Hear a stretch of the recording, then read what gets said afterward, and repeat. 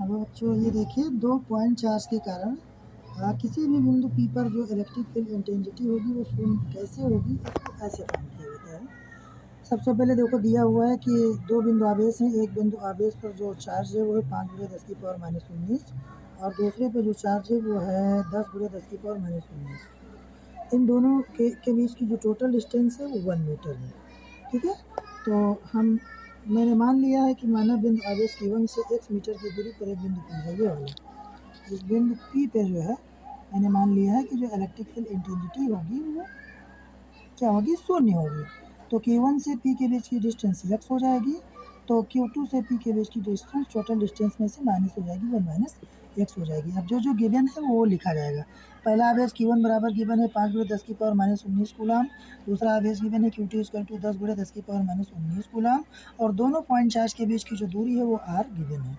मैंने जो माना था वो मैंने पहले ही बताया है। उसके बाद सूत्र लिखते हैं। किसी बिंदु आवेश Q के कारण के D पॉइंट पर या D दूरी पर स्थित बिंदु के लिए सूत्र होता है E = 1/4πε0 Q1/d² या r² दोनों कह सकते हैं।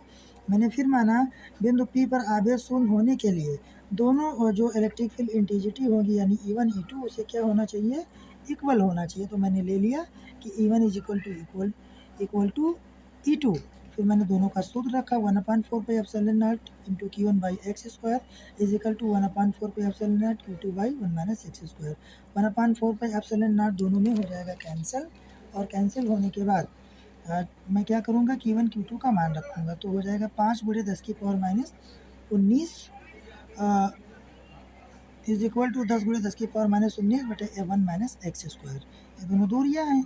अब देखो 10⁻19 से 10⁻19 कैंसिल हो जाएगा और 5 से चाहे तो काट सकते हैं 10 को, तो 5 × 1 = 5 और 5 दूनी 10 हो जाएगा। तो यहाँ बचेगा 1/x² बटे 2/1 - x²। फिर क्या करेंगे, दोनों पक्षों का मैंने स्क्वायर रूट ले लिया है, तो ये अंडर रूट से x² का स्क्वायर हट जाएगा तो 1/x हो जाएगा = अंडर रूट ऊपर लग जाएगा 2 है और 1 - x² के होल स्क्वायर से अंडर रूट से हटेगा तो 1 - x हो जाएगा।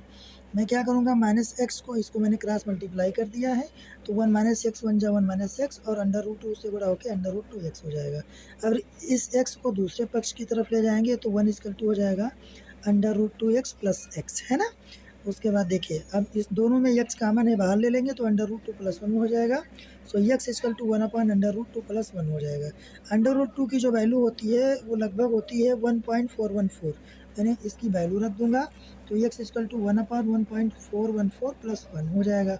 दोनों को ऐड करेंगे तो x = हो जाएगा 1/2.414 और जब 2.414 से 1 को डिवाइड करेंगे तो इसकी वैल्यू 0.414 आती है।